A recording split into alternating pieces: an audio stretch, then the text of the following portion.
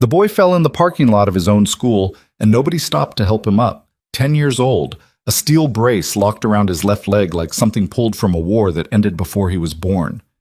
42 kids walked past him in 60 seconds. Someone counted later, someone who didn't like what that number said about the world.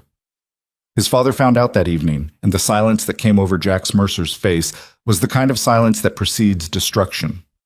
Not rage, not tears. Something colder. Something that had been building for 20 years, ever since another boy, another brace, another failure he never forgave himself for. This is a story about iron and guilt and what men build when they've got nothing left to lose. If that sounds like something you need to hear tonight, stay with us all the way to the end. Hit that like button, drop a comment. Tell us what city you're watching from. We've had people tune in from Detroit, from Tulsa, from places that don't have names on maps anymore. We want to know where you are. Now, let's begin. The school was called Millbrook Elementary, and it sat on the corner of Granger and Fifth like something the rest of the town had agreed to forget. The paint on the front awning had been peeling since 2019. The wheelchair ramp on the east side had a crack running through the center of it that the district had promised to fix 3 times. The promise kept not happening. Jax Mercer knew the parking lot because he'd driven it twice a day, 5 days a week, for 3 years. He knew the pothole near the fire hydrant. He knew the way the afternoon light hit the chain-link fence and turned everything orange and gold for about 11 minutes before the shadows swallowed it. He knew which teachers came out first and which ones lingered. He knew all of it because knowing things was how he survived, and survival was the only language he'd ever been fluent in. He was sitting on his Harley when he saw it happen. Cody came through the double doors at the end of the afternoon rush, third-grade backpack hanging off one shoulder, the steel brace on his left leg catching the fading light. The brace ran from mid-thigh down past the ankle, a rigid construction of aluminum and industrial-grade polymer that had been prescribed by a specialist in Raleigh who charged $700 for the consultation and spent 11 minutes with his son. It kept the leg from collapsing inward. It was, the specialist had said with quiet confidence, the best available option. It was also ugly as sin and heavier than it had any right to be, and watching his son navigate a parking lot with it was like watching someone try to swim with a cinder block strapped to their body. Cody's foot caught the edge of the cracked ramp. Not dramatically, not cinematically, just a small miscalculation, the kind any 10-year-old makes 100 times a day on a playground. But the brace didn't flex, it didn't compensate. It transferred all that momentum directly into the pavement, and Cody went down hard on both hands and one knee, backpack swinging over his head, a sound coming out of him. Not quite a cry, something smaller and more private than that. A sound Jax recognized from a long time ago. He was off the bike before he knew he'd moved. But he stopped at the edge of the parking lot because of what happened next, or more precisely, because of what didn't happen. A group of kids streamed around Cody like water around a stone. A teacher stood at the top of the ramp with a clipboard and looked down at the boy, and then looked back at her clipboard. 2 mothers with strollers parted around him without breaking stride. A crossing guard at the far end of the lot was too far away to have seen anything, or chose to be. Jax stood at the edge of the parking lot and watched his son get to his feet alone. Cody didn't look around for help. That was the part that landed like a fist in the center of Jax's chest. The boy didn't look around because he'd already learned at 10 years old not to expect it. He gathered himself slowly, methodically, with a patience that no child should have to develop, and he adjusted the brace where it had shifted against his knee, and he picked up his backpack, and he kept walking. Jax met him at the sidewalk. "Hey, Dad." Cody's voice was flat in the way that meant he was working to keep it flat. "Hey." Jax crouched down so they were eye level. He didn't mention what he'd seen. He didn't know how to mention it in a way that wouldn't make things worse. "Good day?" Cody shrugged one shoulder. "Math test. How'd it go?" "Okay." A pause. The brace rubbed again. Right here. He touched the inside of his knee where the polymer edge met skin. Even through the denim of his jeans, Jax could see the way he held his hand there an extra moment, the way the contact itself was a kind of acknowledgement. "It hurts, and I'm used to it, and I don't want to talk about it." "We'll get it looked at." "You always say that." Jax didn't answer because Cody was right. He always said that. He'd said it to his mother's specialist, to the pediatric orthopedist in Raleigh, to the insurance coordinator whose hold music he'd memorized over 17 separate calls. He'd been saying it for 2 years. The brace had been looked at. The brace had been adjusted twice. The brace remained exactly what it was. A crude and heavy solution to a problem that deserved better, attached to a boy who deserved everything. That night, after Cody was asleep, Jack sat in the kitchen with a glass of water he didn't drink and the kind of silence that accumulates in rooms where hard things have been thought too many times. On the counter near the window was a photograph, not a recent one. 15 years old at least, the edges soft with handling. 2 boys. Jack's, maybe 19, with that particular combination of youth and hard miles that comes from growing up without much cushion. And beside him, his younger brother Eli, in a leg brace almost identical to the one now hanging from a hook near Cody's bedroom door. Eli was 41 now. He walked with a limp that had never been corrected because their family hadn't had the resources and the county hadn't cared enough, and Jax had been 19 and didn't know what he didn't know. Eli lived in Memphis and called on holidays and never mentioned his leg except once, 7 years ago, when he'd had a few drinks at Thanksgiving and said quietly, not with anger but with a kind of archaeological sadness, "I used to run track, before." Before. The smallest word with the longest shadow. Jax picked up the photograph and looked at it for a long time and then set it face down on the counter. He had his phone in his hand before the thought was fully formed. The contact was labeled Grizz, and it had a motorcycle emoji next to it because Grizz had put it there himself during a club meeting 3 years ago, and nobody had argued. It rang twice. "Kind of late, Jax." "I need that name again, the mechanic you mentioned." A pause. The sound of a television in the background being muted. "Sam Finch? I told you about him 6 months ago." "I know when you told me. I said he was good with custom work. I didn't say he was—" "You said he built a hand brace for your cousin's kid, something the hospital couldn't do." "I said he modified a hand brace. There's a difference." "Grizz."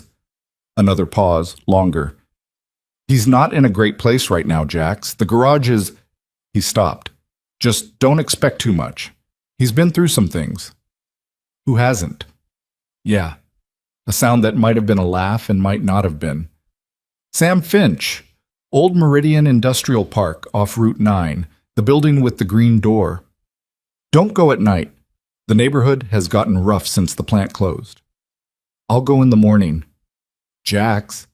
Grizz's voice shifted slightly. "I've known you 20 years. I know what this is about.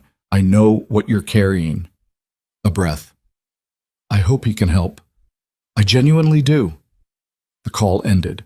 Jax set the phone on the table beside the face-down photograph and finally drank some of the water. It was cold now.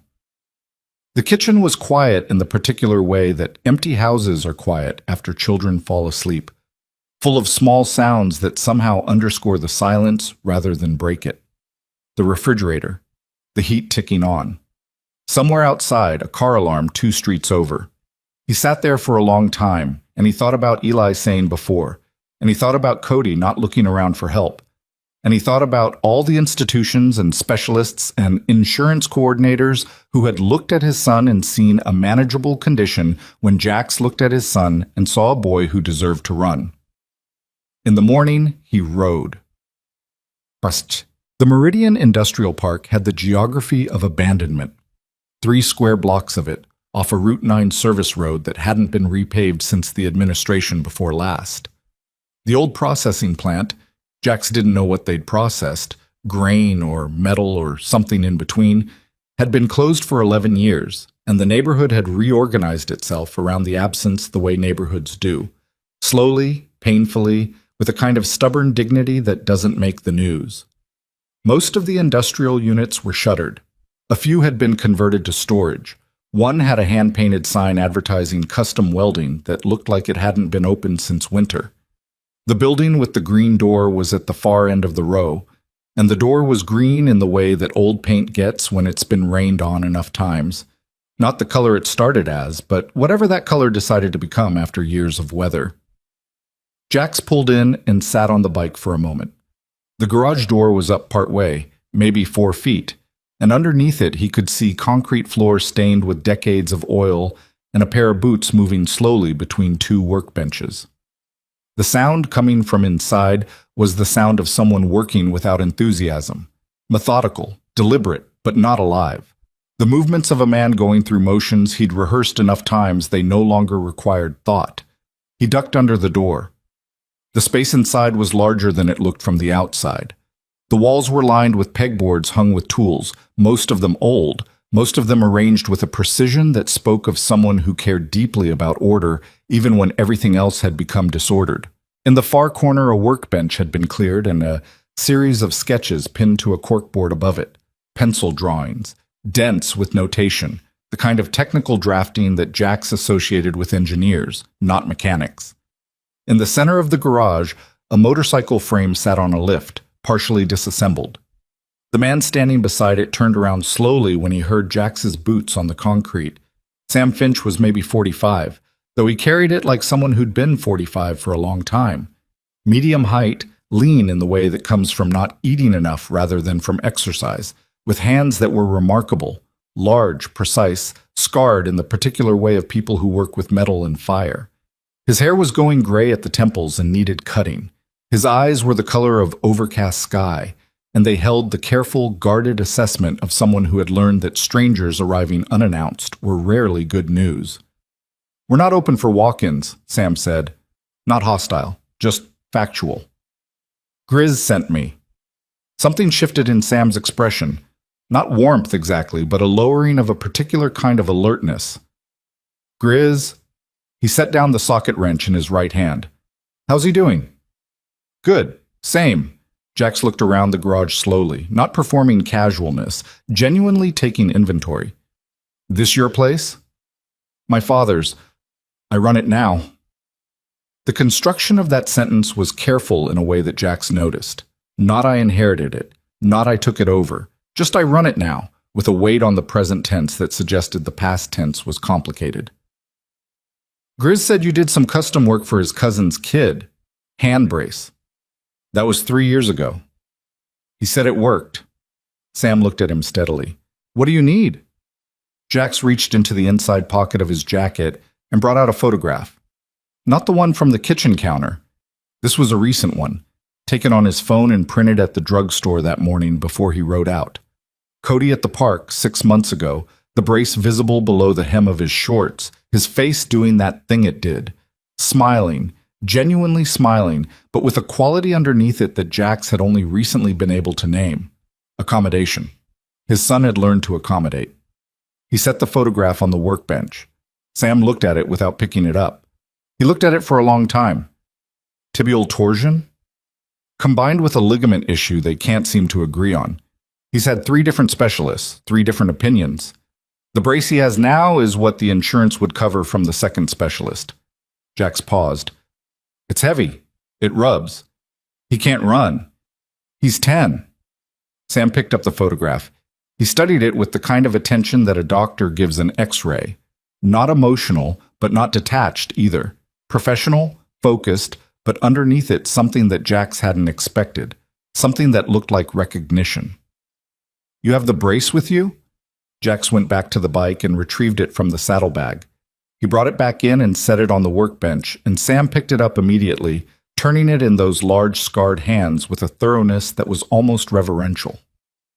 He ran his thumb along the polymer edge where Cody had said it rubbed. He tested the articulation at the ankle joint. He examined the point where the thigh cuff met the main strut, and he made a small sound in the back of his throat. Not quite a word, not quite approval. The sound of someone finding exactly the problem they expected to find. This is a standard issue pediatric KAFO, knee ankle foot orthosis. He turned it over. Whoever fitted this used the standard template. Didn't account for the torsion angle. Look here, at the way the knee joint is aligned. It's compensating for a different anatomy than your son has. He set it down. Every step he takes, the device is working against his body's actual geometry instead of with it. "Can you fix it?" Sam set the brace down and looked at Jax with an expression that was careful and tired, and something else. Something that Jax recognized from looking in mirrors at certain angles. I can do better than fix it. The words landed quietly, but they landed like something structural, like a cornerstone being set. What does that mean? It means that what your son has isn't unfixable. It means that what he's been given isn't the best that can be done. It's the best that can be done cheaply and quickly and within an insurance framework that was never designed to solve problems, only to manage them.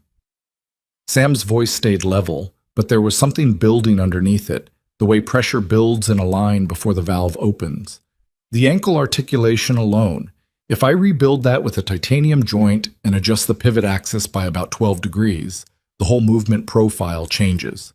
He'd be walking with the device instead of against it. Jax looked at him. How long?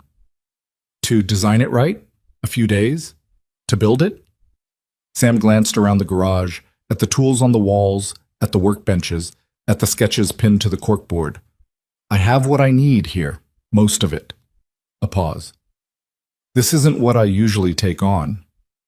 What do you usually take on? Sam looked at the motorcycle frame on the lift. Restorations, custom work, stuff that doesn't... He stopped. Stuff that doesn't matter as much. The garage was quiet for a moment, the kind of quiet that happens when two people have said something true and neither of them is quite ready to move past it. What do you charge? Jax asked. I don't know yet. Let me think about what it takes. Sam picked up the brace again, already somewhere else, already moving through it in his mind. Come back in 2 days. I'll have a design. Jax nodded. He pulled a card from his jacket, not a business card, just a number handwritten on a square of paper, and set it on the workbench. If you need anything, or if anything changes how? Jax looked at him steadily. You're in the Meridian District. Things change in the Meridian District. Sam's expression shifted slightly. Something moved through it that wasn't quite fear but lived in the same neighborhood. He didn't respond. Jax didn't push. He ducked back under the green door and mounted the Harley and sat for a moment in the pale morning light. The industrial park was very quiet. A pigeon walked the edge of the old plant roof with the dignified purposelessness of pigeons everywhere. The oil stains on the asphalt were old and numerous, and each one told a story about something that used to run. He rode back toward town with the feeling he sometimes got after reconnaissance, the feeling that the territory was more complicated than it appeared, that there were things in play he didn't yet fully understand, and that the window for acting well was smaller than it looked. He didn't know, as he pulled back onto Route 9 and opened the throttle, that Sam Finch had watched him go from the gap under the green door, watched the motorcycle disappear down the service road with an expression that was equal parts hope and dread. And he didn't know that 40 minutes after he left, a black Escalade with a city contractor's tag would pull into the Meridian lot, and two men in good suits would step out, and one of them would take a photograph of the building with the green door, and they would not bother to knock. The message came 3 hours later at 11:14 in the morning, while Jax was in the clubhouse going through paperwork that never seemed to diminish. Insurance filings, supplier contacts, the quarterly maintenance logs for the fleet. The Serpent's Hand ran a legitimate salvage and custom parts operation out of a building 2 miles east of downtown, and the paper trail of running a legitimate business was, in Jax's considered opinion, more exhausting than anything that had come before it. His phone buzzed, a number he didn't recognize. Then, "This is Sam Finch. I think you need to know something. They're trying to take the building." He stared at the message for 3 seconds, then he picked up his helmet and walked out. The green door was down when he arrived, but not locked. He pushed it up and found Sam sitting at the workbench with a document in his hands, the kind of document that comes in an envelope with official seals, the kind that real estate lawyers generate when they want something to look inevitable and legal and impossible to argue with. Jax took it. He read it. He set it down. "Silas Croft," he said. "You know him?" "Know of him." Jax had been in this town long enough to know the landscape of money, and Silas Croft was a specific kind of landscape, the kind that bought distressed properties in post-industrial neighborhoods and converted them into distribution centers or storage facilities, or occasionally nothing at all, just a land bank sitting idle while the value appreciated and the neighborhood waited, and the people who'd been there before found somewhere else to be. He's been buying up Meridian for 2 years. He wants this building. I can see that. I have 8 weeks. Sam's voice was very controlled. Maybe less. There's a clause in here about structural violations. They've filed a complaint with the city, and if the inspector comes through and finds anything... He stopped. My father built this place. He ran it for 30 years. It's not much, but... The control slipped, just slightly, for just a moment. It's what's left. Jax looked around the garage. The pegboards. The tools hung with such care. The corkboard above the workbench covered in drawings and diagrams. A life's worth of technical thinking pinned up with thumbtacks. The motorcycle frame on the lift. He looked at Sam's hands, still holding the document. The knuckles were white. Start on the brace, Jax said. Sam looked up at him. You said 2 days for a design. I'll be back in 2 days. Jax picked up the document, folded it, and put it in his jacket pocket. In the meantime, don't talk to anyone from Croft's office. Don't sign anything. Don't let an inspector in without calling me first. You can't... Sam started. Stopped. Why are you doing this? Jax thought about Eli saying before. He thought about Cody not looking around. He thought about 42 kids walking past a boy on the ground. Because I walked in here this morning looking for a mechanic, he said, and I found something that deserves to still be here. He didn't wait for a response. He walked back to the Harley and sat on it in the pale November light, the folded document in his jacket like a declaration of something. And he made 2 calls. The first was to the club's lawyer. The second was to a man named Rope, who had been his sergeant-at-arms for 9 years and who answered on the first ring. I need eyes on Meridian Industrial, Route 9 Service Road, building with the green door. When? Starting tonight. A pause. This club business or personal business? Jax thought about it for less than a second. Both. There was a particular quality to the silence that followed. Not hesitation, not reluctance. Just the silence of a man who has been asked something and has already said yes before the words have finished forming. I'll pull Keller and Dutch. 4-hour rotations. Thank you. Jax. Rope's voice was level and quiet. Does this have to do with Cody? The Harley's engine was still ticking in the November air. Somewhere in the industrial park, a door banged shut in the wind. The pigeon was still on the old plant roof, or maybe a different pigeon. It was hard to tell. Yeah, Jack said. It does. He rode home in the early afternoon through streets that were starting to fill with the particular energy of lunch-hour traffic. Ordinary people living ordinary days, going to and from things that mattered to them in ordinary ways. And Jax moved through it all with the feeling he sometimes couldn't shake. The feeling of being made of different material from the world around him. Not better, not worse, just different. Harder, more weathered. Built for conditions that most people never encountered and were lucky enough never to have to. He picked up Cody from school that afternoon and watched his son navigate the ramp and the parking lot with the same patient, contained competence that broke Jax's heart every time he witnessed it. And he said nothing about the morning, nothing about Sam Finch, nothing about the document in his jacket. He asked about math. He asked about lunch. He bought Cody a hot chocolate from the drive-thru on the way home because it was cold, and because some things you do just because they're warm.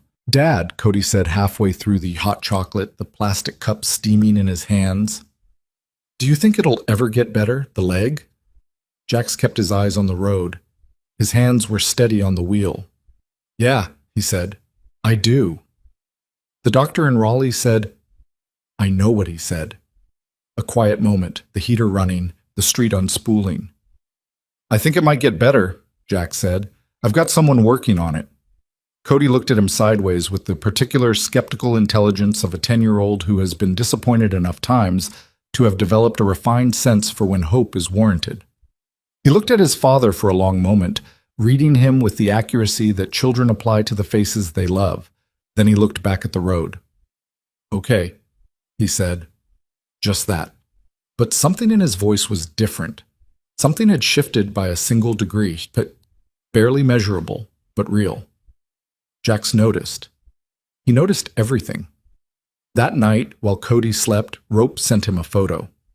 A black Escalade parked 2 blocks from the industrial park at 9:47 p.m. 2 men inside. Just parked. Just watching. Jax looked at the photo for a long time. Then he sent one message back. Stay on it. He set down the phone and picked up the face-down photograph from the counter and looked at it in the kitchen light. Himself at 19, Eli beside him, both of them squinting into a sun that Jax couldn't remember anymore, holding expressions of young men who didn't know yet what was coming. He set it face up this time. He wasn't sure why, but it felt like something. And somewhere in the Meridian Industrial Park, beneath a green door on a service road off Route 9, a light burned in a garage window where a man who'd been told his whole life that some problems couldn't be solved was bent over a workbench, drawing something extraordinary with hands that had forgotten, until this morning, what it felt like to work on something that mattered. Sam Finch wasn't sleeping tonight. He was building toward something he couldn't yet name, and the drawings on his corkboard were multiplying. But what he didn't know, what neither of them knew yet, was that Silas Croft was not a man who issued warnings. He was a man who issued warnings that looked like warnings and were actually something else entirely. And the thing he had in mind for the building with the green door wasn't eviction. It was erasure. The Escalade was still there at 6 in the morning. Rope sent the second photo at 6:03 before the sun had fully committed to rising, while the sky over Meridian was the color of old iron and the temperature had dropped another 4 degrees overnight. Same vehicle, different parking spot.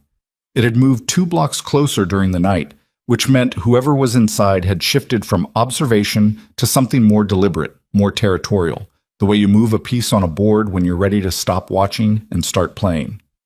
Jax was already up. He'd been up since 4:30, sitting in the kitchen with coffee he wasn't tasting, going through the documents Croft's office had sent, and the notes the club's lawyer, a compact and relentlessly precise woman named Clara Voss, had emailed at midnight. Clara billed by the hour and worked by the minute, and had represented the Serpent's Hand through 3 county disputes and a federal audit, and her midnight emails were always short and always contained exactly as much reassurance as the situation actually warranted. This one said, "The structural violation complaint is real but thin. They'll need an inspector to come in and find something. The question is whether they already have the inspector." Jax read it 3 times. Then he called Rope. The Escalade moved. "I see that. They're not watching anymore. They're positioning." "Yeah."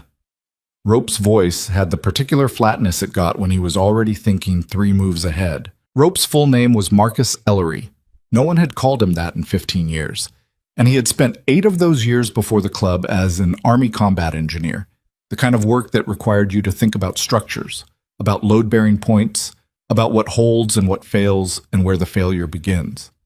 He understood pressure the way other men understood weather. "You want me to stay on them?" "I want you to find out who's driving." A pause. "That's a different kind of staying on them." "I know." "Okay." Another pause, shorter. "Jax, what's the play here? If Croft has the city in his pocket, we're not fighting a building dispute. We're fighting something with more layers than that." "I know what we're fighting." "Do you?" Not confrontational, just honest. Rope was one of the few people in Jax's life who earned that. The right to ask the direct question without it becoming a challenge. Because last time you got personally invested in something. This isn't last time. The silence that followed was the kind between men who have been through enough together that they can hear what the other person isn't saying. Rope wasn't wrong. 2 years ago, Jax had gotten personally invested in a situation involving a family in the Easton District. A landlord, a dispute, a woman with 3 kids who needed time that the system wouldn't give her. He'd handled it. The situation had resolved, but he'd made 3 decisions in that month that had cost the club money and goodwill and 1 member who'd left and hadn't come back. And the decisions had been made with his heart positioned in front of his judgment. He knew that. He'd lived with the accounting of it. "This is different," he said again, and this time it wasn't an argument. It was just the truth as he understood it. "All right." Rope let it go with the ease of a man who knows when to hold and when to release. "I'll get you a name by noon." Jax hung up and refilled his coffee and stood at the kitchen window, watching the street come alive in the early gray light. The neighbors leaving for work, a dog pulling a leash, a kid on a bicycle with a backpack twice his size, pedaling with the earnest urgency of someone who is late and knows it. Ordinary. Quiet. The morning performing its ordinary functions with no awareness of the machinery grinding underneath. He thought about Sam Finch bent over that workbench. He thought about the look on Sam's face when he'd placed Cody's brace on it.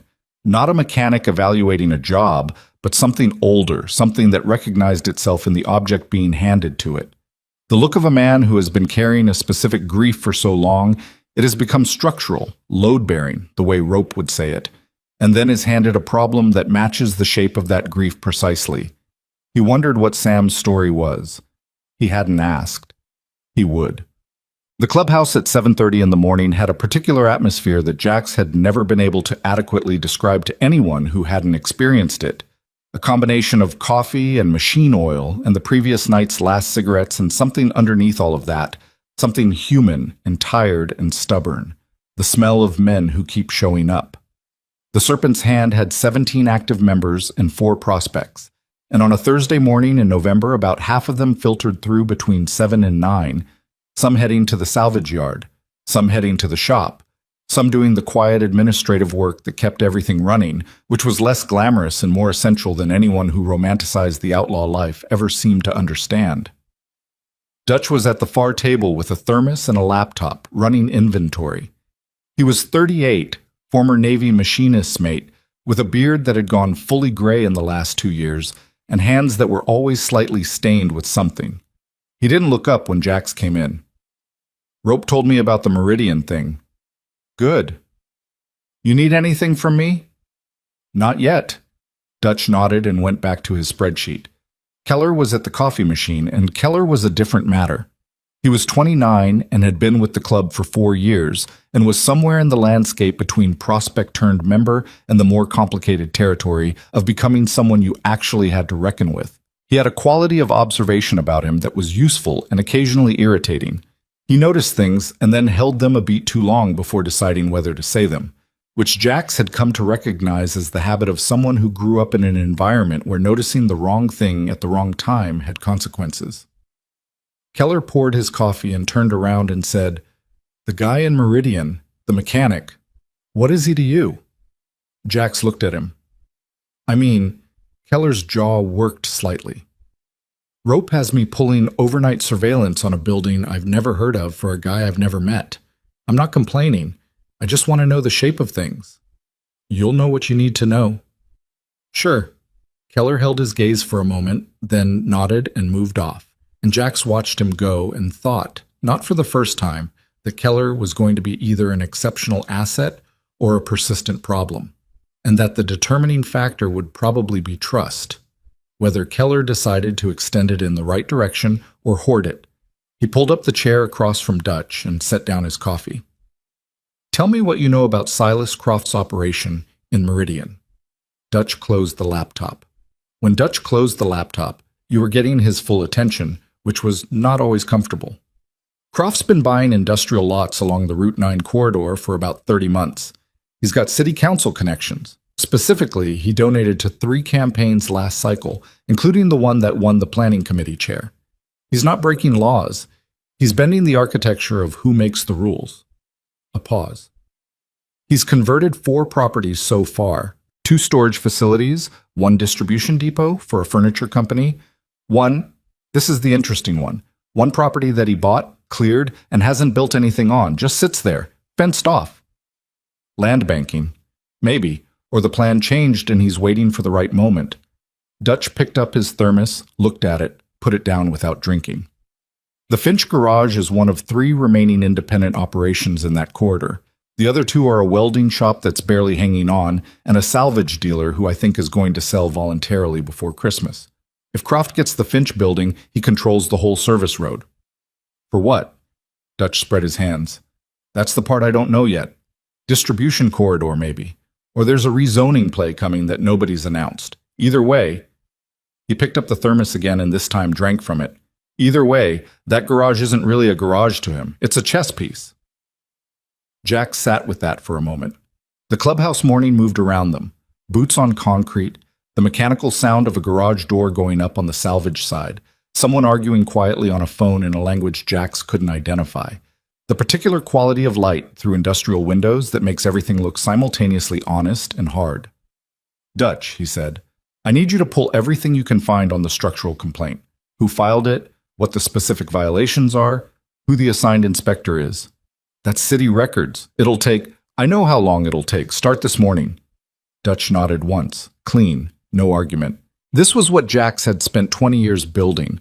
Not an organization that did what he said because they feared him, but one that moved because they understood the direction and trusted who was pointing. He hoped that trust was reciprocal enough to survive what he was about to ask it to carry. He rode to Meridian at 9. The Escalade was gone, but its absence was louder than its presence had been, the kind of absence that means something has moved to the next stage. He ducked under the green door and found Sam exactly where he'd expected to find him, at the workbench, bent over drawings, but with a different quality of focus than the day before. Yesterday, Sam had been moving through motions.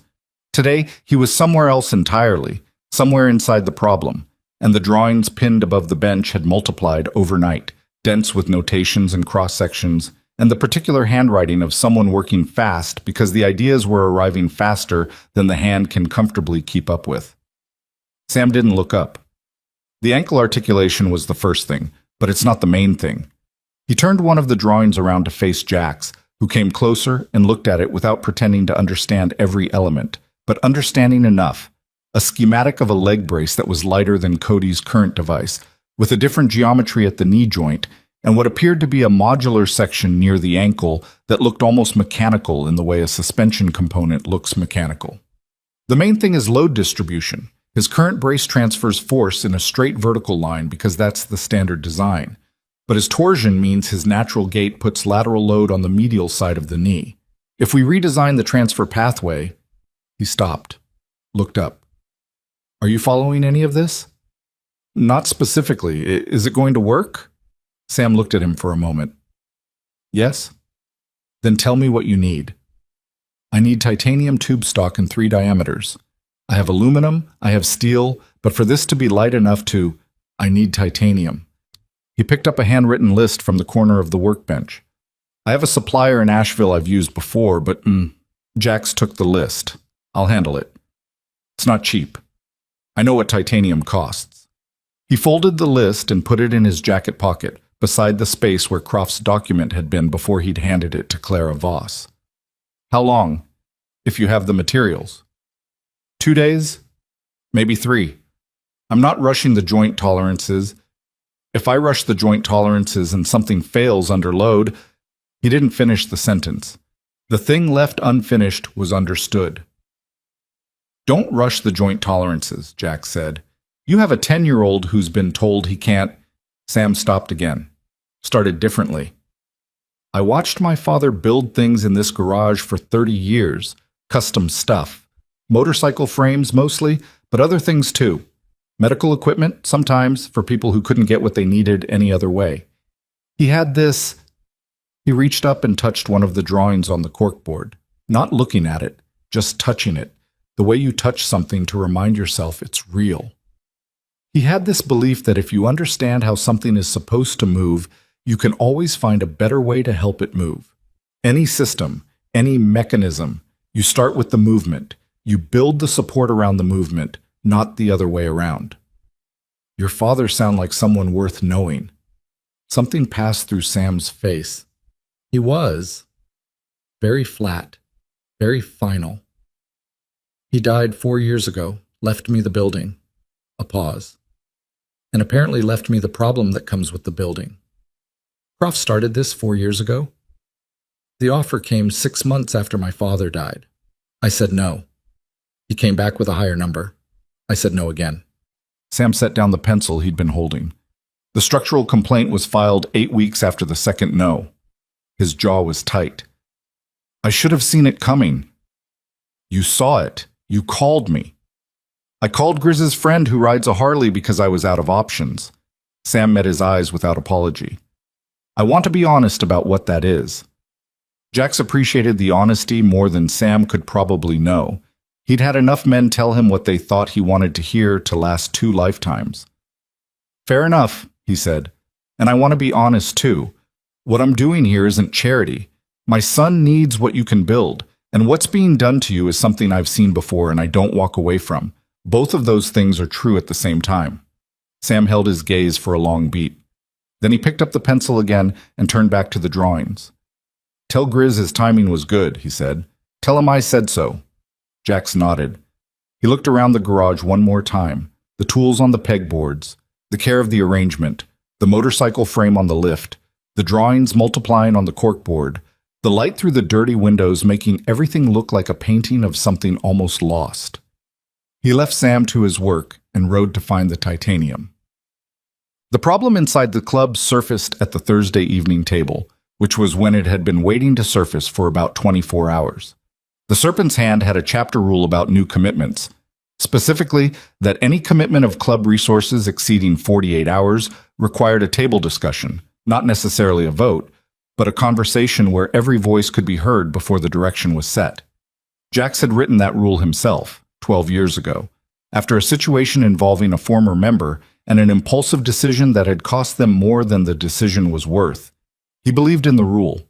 He had enforced it on other people. He had, technically, not violated it yet. The surveillance on Meridian had been running for less than 48 hours.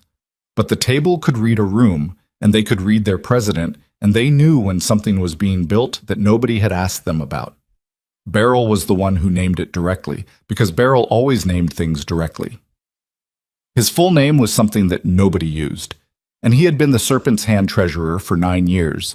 And he had the particular combination of absolute loyalty and absolute honesty that made him simultaneously invaluable and occasionally exhausting.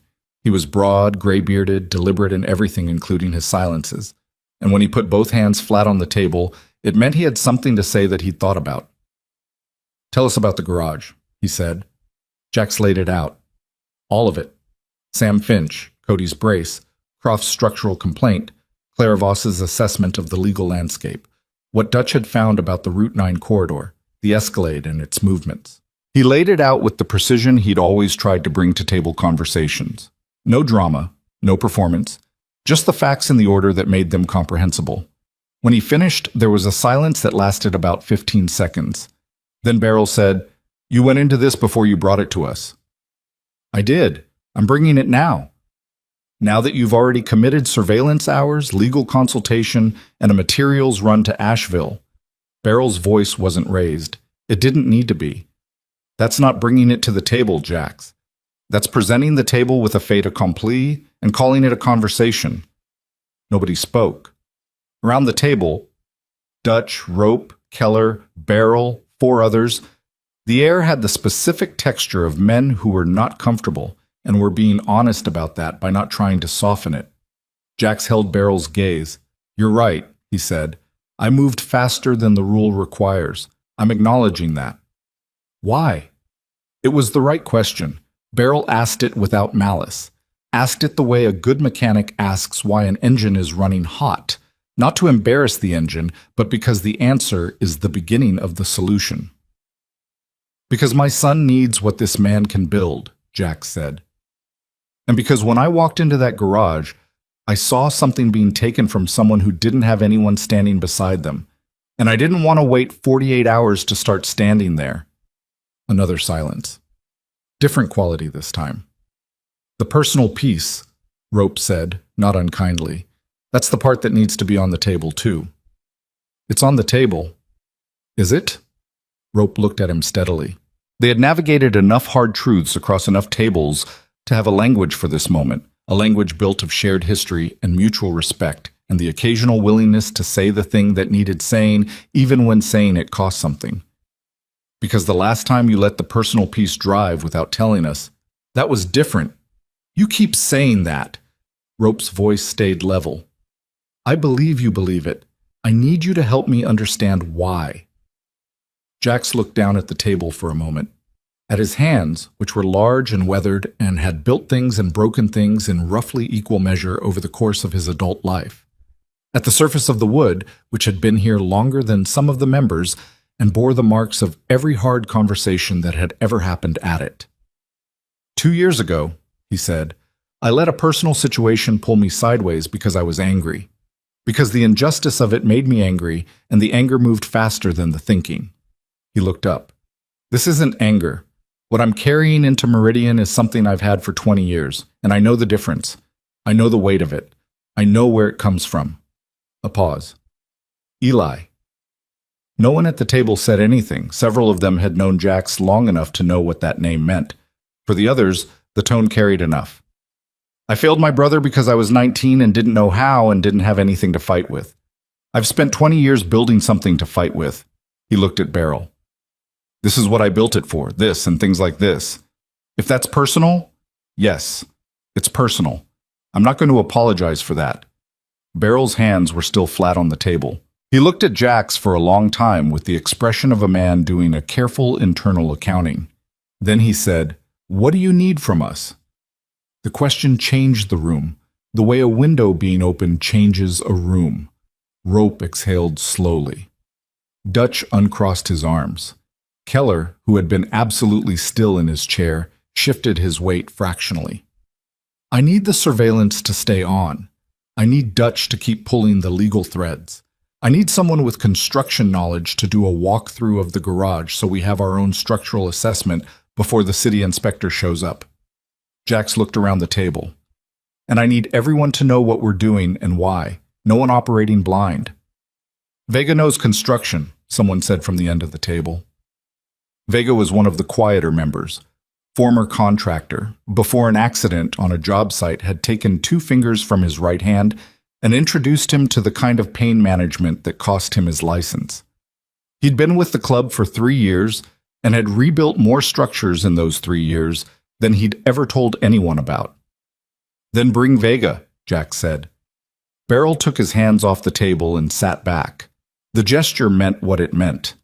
All right, but Jax... One more thing, said with the absolute plainness that was Beryl's particular gift.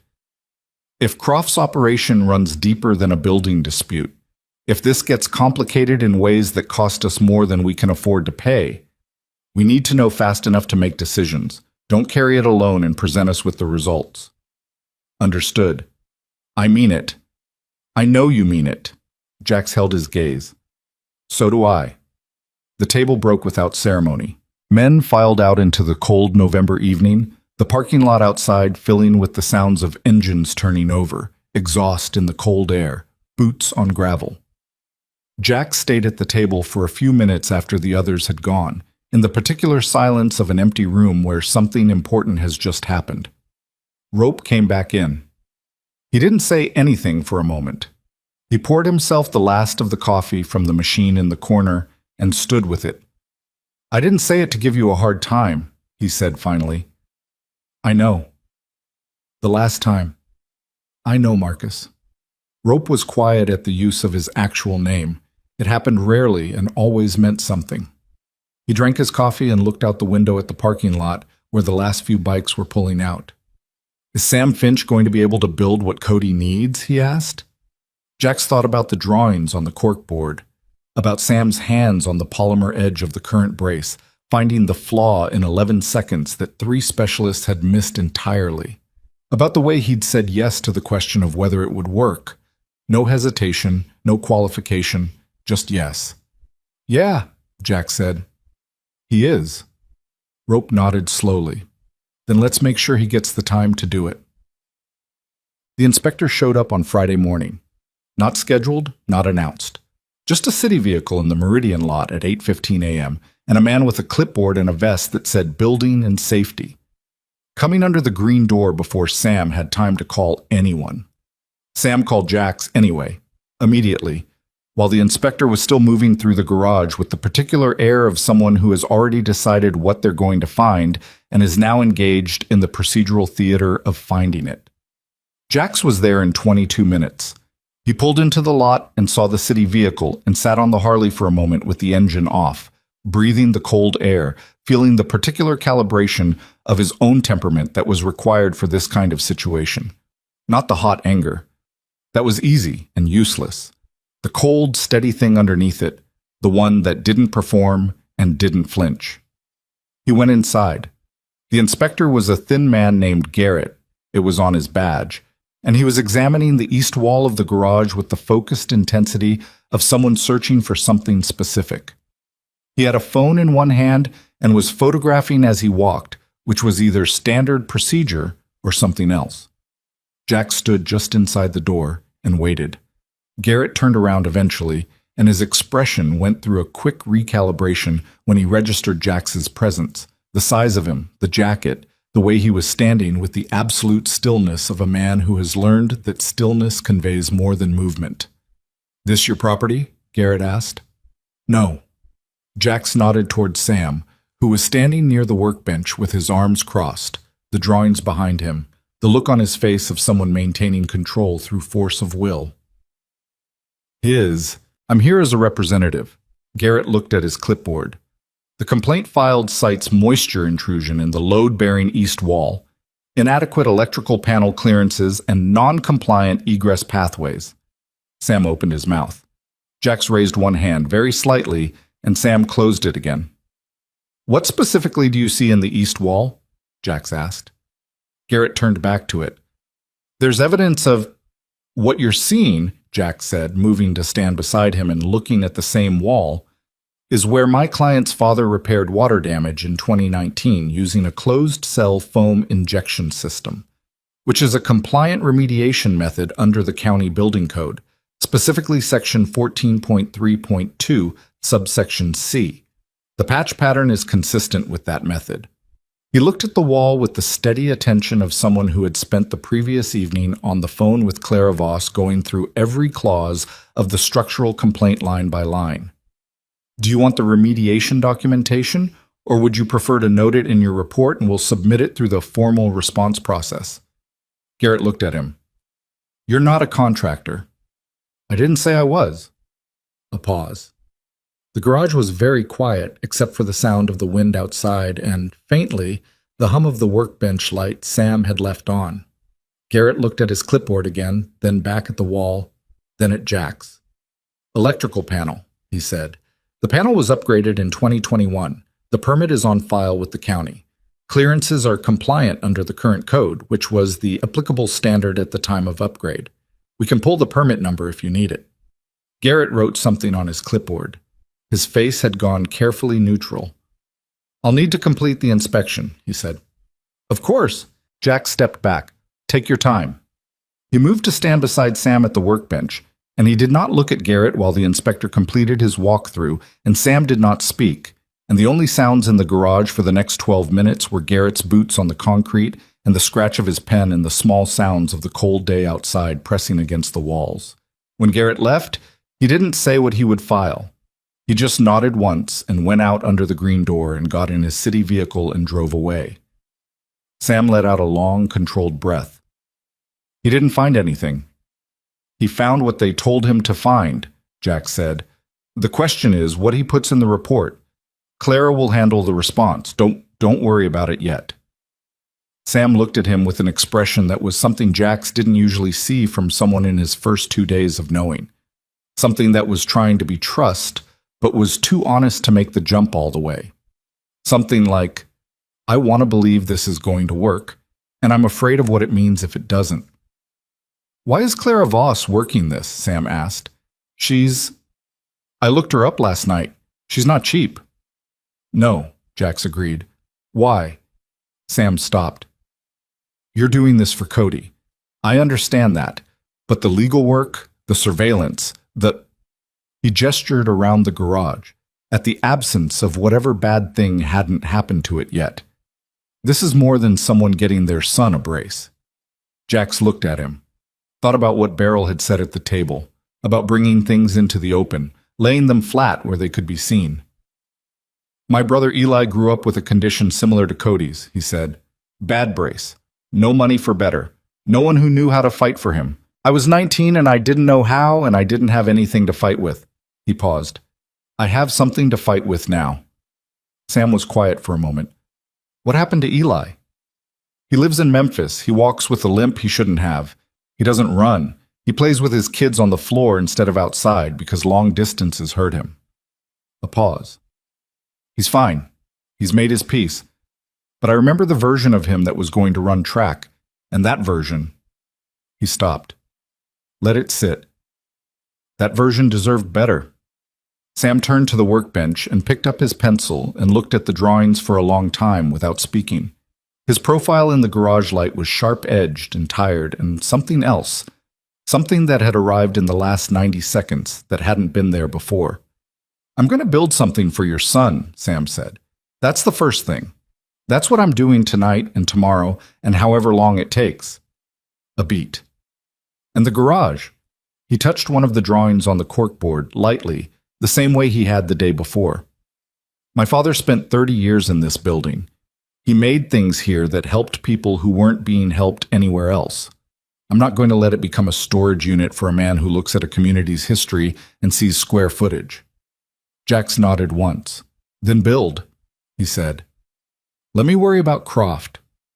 He left the garage and stood in the pale November light and called Clara Voss and talked through the inspection, and while he was talking, his phone buzzed with a message from Rope that said, "Name on the Escalade, registered to a security contractor called Meridian Watch, LLC." Guess who owns Meridian Watch, LLC? He already knew. He ended the call with Clara and stood very still in the industrial lot with the cold moving through his jacket and the sound of the highway a mile away, the constant white noise testimony of the world going about its business. He thought about what Dutch had said, that Croft's methods were legal, that he bent the architecture of who made the rules rather than breaking the rules themselves. He thought about the private security contractor parked 2 blocks from Sam's garage, watching and positioning. He thought about an inspector who arrived unannounced and knew exactly what to look for. And he thought about something else, something that had been sitting at the edge of his awareness since the day before, something he hadn't fully examined yet. Grizz had known about Sam Finch for 3 years. He'd mentioned him to Jax 6 months ago, casually, in passing. The kind of mention that sits in memory without urgency until the moment it becomes urgent. But Croft's structural complaint had been filed 8 weeks after Sam's second refusal to sell, and that second refusal had happened 14 months ago, which meant Croft had been applying pressure for over a year, which meant that whatever was happening in Meridian had been in motion for longer than Jax had understood. He pulled up Grizz's contact. It rang 4 times, then, "Hey, how long have you known about Croft in the Finch building?" A pause.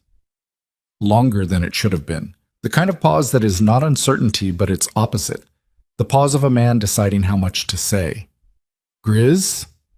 I heard about the complaint, maybe 6 months ago." Another pause. "Around the same time I mentioned Sam to you." Jax was very still. "You mentioned Sam to me at the same time you found out Croft was coming for the building," he said. "Jax, why didn't you tell me together?" The silence this time was the kind that has a weight to it. The kind that means the answer exists and is complicated, and the person holding it is deciding whether the complication is something they can hand over cleanly. "Because I wasn't sure you'd help if it felt like I was asking you to fight a battle," Grizz said slowly. "But I thought if you met him for Cody, if you saw what he could do, you'd want to protect him on your own terms." Jack stood in the cold lot and breathed. He breathed for a long time. "You manipulated the entry point," he said. Not a question. "I gave you a reason to walk through a door." Grizz's voice was carefully controlled. "The reason was true. The building. I thought you'd figure it out once you were inside. I thought, what did you think? I thought you'd thank me." Very quietly. "Eventually." The cold was significant now, the kind that gets into the joints, that makes the hands slow. Jax looked at the green door of the garage across the lot. Behind it, Sam Finch was bent over drawings for a device that would let his son walk without pain in a building that was being dismantled from the outside by a man with a security contractor on payroll and a city inspector on speed dial. He thought about the table, about Beryl's hands flat on the wood. "Don't carry it alone and present us with the results." He thought about what he'd said in response. Understood. And now here was Grizz, his old friend, his first brother before the club existed, the man who'd stood beside him at 19 when Eli's brace cracked and they had nothing to fix it with, standing on the other side of a decision that had been made for him, with good intentions and a clean conscience and no idea what it was going to cost. "Come to the table," Jack said. "Tomorrow morning." Jax, tomorrow morning, Grizz. His voice was absolutely level. This goes to the table. Everything goes to the table. If there's more you haven't told me, there's nothing more. Then tomorrow morning is easy. He paused. Is there more? The silence that followed lasted 4 seconds, which was long enough to contain a universe of possible answers, long enough for the cold to settle more deeply into everything. Come to the table, Jack said again, and ended the call. He stood in the parking lot of the Meridian Industrial Park for another 2 minutes, the phone warm in his hand, the green door of the garage across the way, the sky above the old plant roof darkening toward the particular shade of late November afternoon that looks like something ending. Then his phone lit up with a message he hadn't been expecting. It was from a number he didn't recognize, and the message was 4 words. Leave Finch alone. Final warning. The call came at 2:14 in the morning. Not a message this time. An actual call. From Dutch, who never called at 2 in the morning unless the thing requiring a call could not wait until morning. Jax was awake. He'd been awake since midnight, sitting in the kitchen with the 4th warning message printed out and sitting on the table beside Clara Voss's latest legal memo and the photograph of himself and Eli and a cup of coffee that had gone cold an hour ago. He picked up on the first ring. They're at the garage. He was already standing. How many? Keller counts 4. 2 at the front, 2 came around the back. They've got bolt cutters on the service entrance. A pause filled with the sound of wind through a phone pressed close. They're not inspectors, Jax. Don't let Keller move until I say. He wants to. Tell him to hold. He was in his jacket and out the door in 40 seconds. The Harley turned over in the cold like something waking from a bad dream. One long cough, then the engine settling into its rhythm. That low throb that Jax had always felt more in his chest than heard with his ears. He opened the throttle, and the night swallowed him whole. 11 minutes to Meridian. He called rope at the first red light he didn't run. Route 9. Now. All available. How many do we need? Bring everyone. He ran the next 4 lights. The service road off Route 9 was dark except for the security lamp above the old plant entrance, which threw a yellow cone of light that didn't reach far enough to matter. Jax cut the engine 2 blocks out and coasted the last distance, and when he rounded the corner of the industrial row he saw them. 4 figures moving with the deliberate efficiency of men who had done this kind of work before and expected to do it without interruption. 2 at the green door with a bolt cutter and a pry bar. 2 more at the rear, visible through the gap between buildings as shadows against the chain link. Keller's bike was parked in the shadow of the old plant entrance, engine cold. Keller himself was crouched beside it with his phone to his ear, and when he saw Jax, he stood and crossed the lot in 12 long strides. They've been working the back door for 3 minutes, Keller said, voice barely above a breath. Nobody's come out from inside, so either Sam's not in there or he's... Jax's stomach dropped. Sam was there at midnight, he said. He texted me at midnight. He didn't run. Running attracted attention, and attention altered the calculation in ways he couldn't control. He walked fast, close to the building line, and he pulled out his phone and called Sam's number and listened to it ring 8 times in the cold night air without answer. The 2 men at the green door hadn't gotten through it yet. The door was solid core. The lock was a heavy deadbolt that Sam's father had installed in 1987 and which had resisted 37 years of weather with the stubbornness of something built to outlast its builder. But the pry bar was making progress on the frame, and the sounds it made, the sharp crack of metal against metal, the groan of the door frame taking force, were not subtle. Jax stepped out of the shadow. You want to stop that, he said. Both men turned. They were big.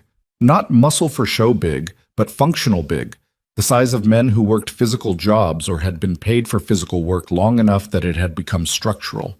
The one with the pry bar held it loosely, not threateningly, which was actually more threatening. Private property matter, the one without the bar said. He had an ease about him that Jax recognized. The ease of someone who had done enough of this that the presence of a single man on a dark street didn't register as a complication. Move along. Private property, Jack said. Right. Whose? A pause. That's not your concern. I'm making it my concern. The one with the pry bar shifted his weight.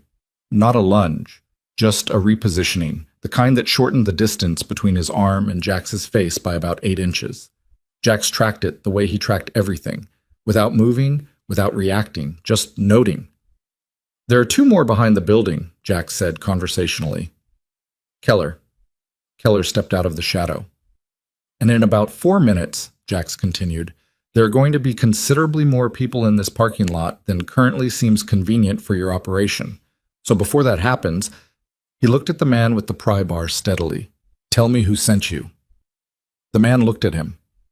Something moved in his expression. A rapid recalculation, the kind that happens when the math of a situation changes faster than expected. "Meridian Watch," he said. "I know who signs the check. Who gave the order tonight?" No answer. The kind of no answer that is its own answer. "The garage," Jack said. "Is there someone inside? Right now, is there—" The green door opened from the inside. Sam Finch stood in this gap with a flashlight in one hand and a look on his face that was the specific expression of a man who has spent 4 hours in his father's garage with the lights off because he heard someone in the parking lot at 10 p.m. and decided that waiting was safer than calling and that calling might accelerate whatever was coming and that the only thing he knew how to do when things closed in was to work. So he had worked in the dark, by feel, on joints he'd already measured 100 times, because the hands remember what the eyes can't see. He looked at the 2 men, at Keller, at Jax. "They came around back first," Sam said. His voice was level. "About 2 hours ago. I turned off the lights and locked up and just worked." He looked at the drawings he was still holding in his non-flashlight hand. "I finished the joint specifications." Jax looked at him for a moment. This man in the doorway of his father's garage, in the dark, at 2 in the morning, choosing to finish the work instead of running. "Good," Jack said.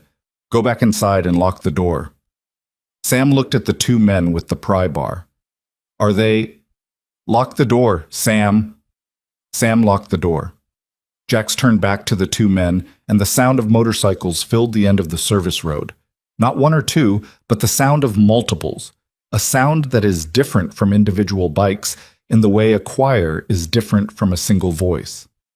Headlights swung into the lot, engines settling, the particular percussion of Harley's finding rest. Rope came first, then Dutch, then Beryl and Vega, and 4 others whose names Jax would not think of as a list, because they were not a list. They were men, each of them carrying their own weight, their own history, their own reason for being here at 2:14 in the morning in a parking lot in the Meridian Industrial Park. The man with the pry bar looked at the parking lot. He did a count. His expression completed a journey from confidence through recalculation to something that wasn't quite fear but recognized fear's neighborhood. He set the pry bar on the ground. "Smart," Jack said. "Now call Croft and tell him it didn't work." Button. The call from Croft himself came at 7 a.m. Jax was still at the garage. He hadn't left. Rope had taken the 2 men's information, professionally, without theater, and sent them away with the kind of message that didn't need to be written down. 3 of the brothers had stayed through the rest of the night. The others had gone home and would be back by morning. Sam had made coffee at 4 a.m. and brought it out without being asked, and they had all stood in the cold industrial lot drinking it in a silence that wasn't uncomfortable. The call came while Jax was leaning against the Harley watching the sky change. "Mr. Mercer." Croft's voice was smooth and calibrated, the voice of a man accustomed to having conversations where he held the structural advantage. "I understand there was some unpleasantness last night." "Your contractors attempted to break into a private building," Jack said. "I'd call it more than unpleasantness." "Independent contractors. Nothing to do with—" "They said Meridian Watch. You own Meridian Watch." He let that sit. "Don't." A short silence. When Croft spoke again, the smoothness was still there, but something underneath it had changed. A slight increase in the temperature, the way pressure increases in a system when the release valve is blocked. "The Finch property is a code violation risk to the surrounding industrial tenants. The complaint was filed in good faith. The complaint was filed in coordination with a building inspector who you've used before, Jack said. Clara Voss has the documentation. Want me to give you her number? A longer silence this time. What do you want, Mr. Mercer? Jax looked at the green door. Behind it, Sam was at the workbench.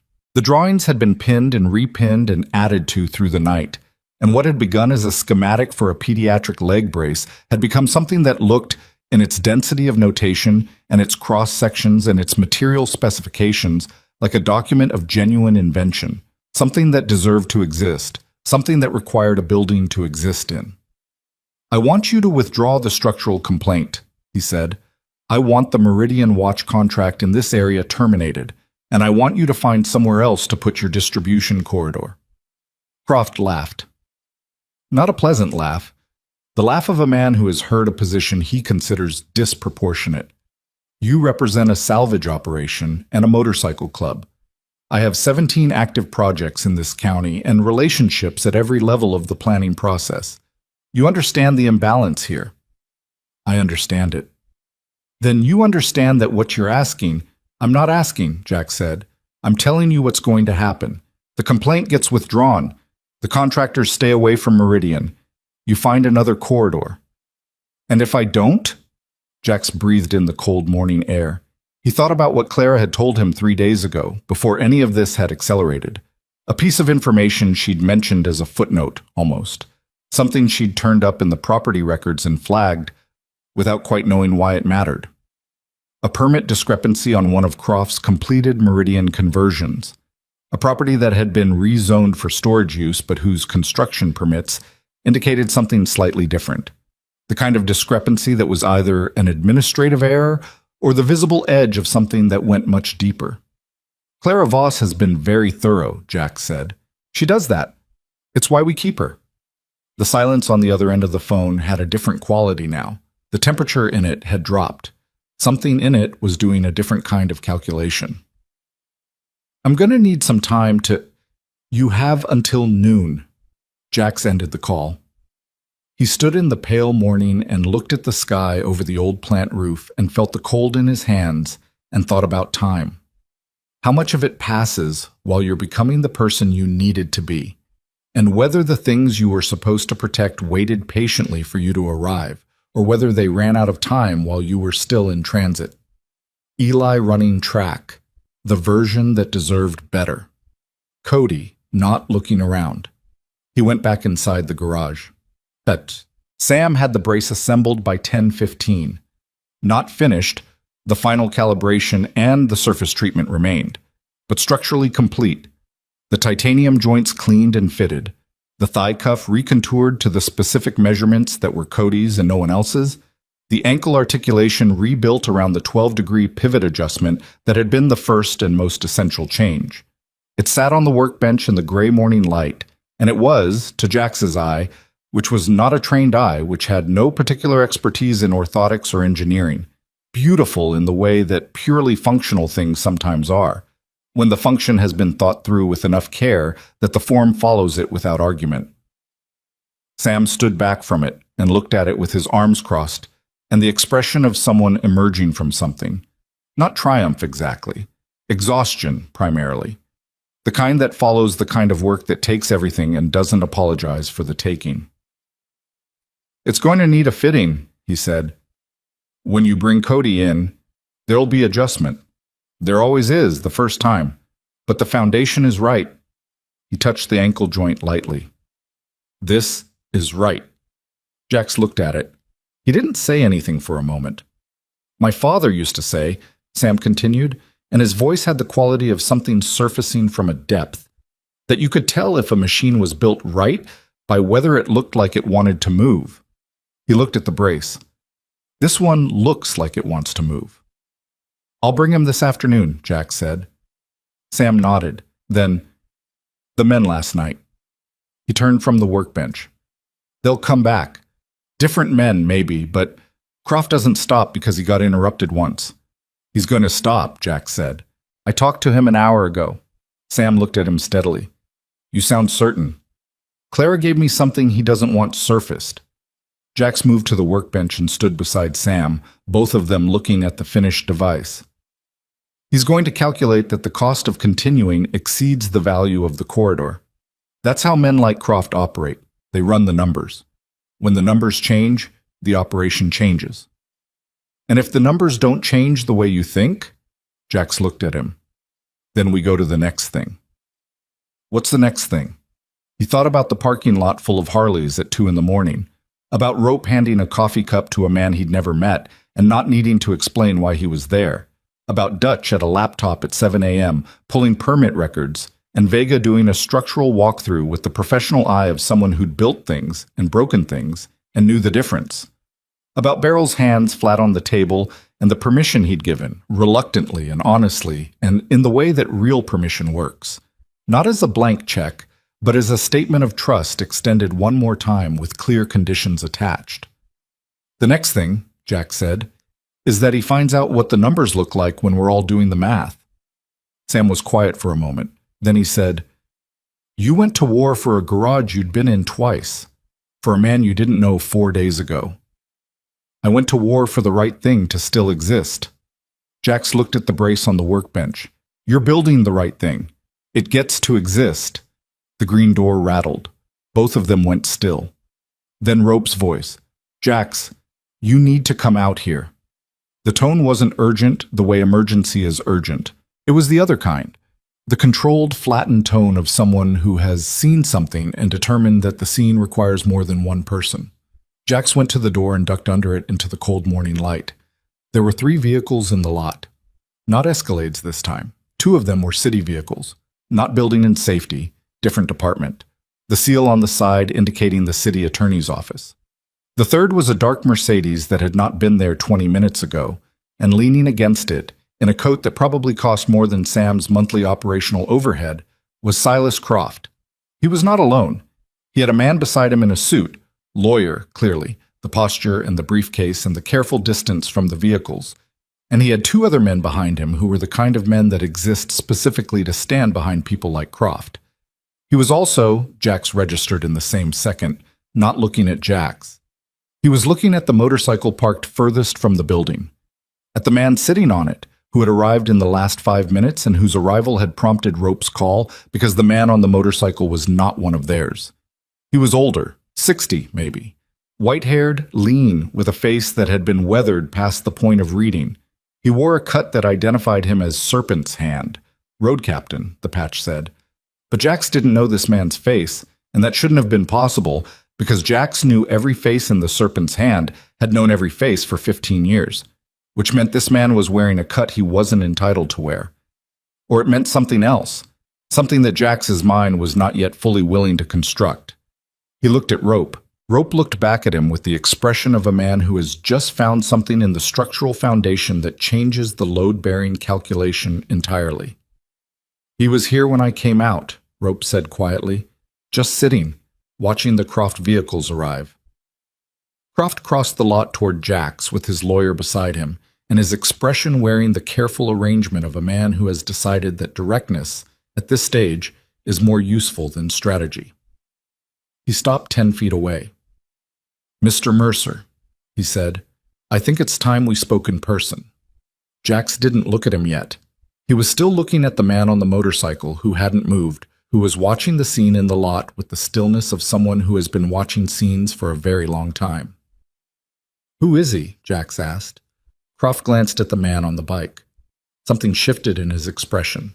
Not surprise, not discomfort, but the particular expression of a man who has been expecting a question and has prepared the answer and is now deciding whether the prepared answer is still the right one. "Someone," Croft said carefully, "who has a stake in how this morning goes." Jax finally looked at Croft fully. He looked at the lawyer and the briefcase and the 2 men behind. He looked at the city attorney vehicles parked at the lot entrance. He looked back at the man on the motorcycle, who chose exactly that moment to remove his helmet, slowly, with the deliberateness of someone making a choice they've been working toward for a while. The face was older than the last time Jax had seen it. It had accumulated 20 years of additional weather and difficulty, and it was arranged now in an expression that was equal parts apology and something harder than apology, something that had come to a decision about itself and was presenting that decision. Jax's jaw tightened. Of all the faces in all the years, of all the moments and places where the past reached forward and grabbed the present by the collar and refused to let go. Eli, he said, his brother, who he hadn't spoken to in 8 months, who lived in Memphis and walked with a limp that had never been corrected and called on holidays and said he was fine. His brother, who had been standing in this parking lot for the last 10 minutes watching Silas Croft walk toward his brother because, why? Because someone had told him to be here. Because he had a stake, Croft had said.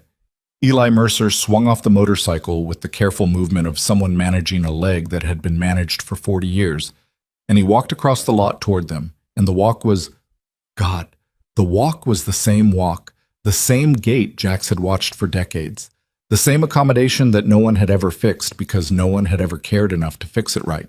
And behind Jax, through the green door in a garage that smelled of titanium dust and machine oil and 30 years of a father's work, a device sat on a workbench that could have been Eli's 20 years ago if the world had been arranged differently. Jax? Eli's voice, the same voice, older and carrying something new. I need to talk to you before Why are you here, Eli? Not a question, a wait. Eli looked at Croft, then back at Jax. And the look on his face was the most complicated thing Jax had seen in years.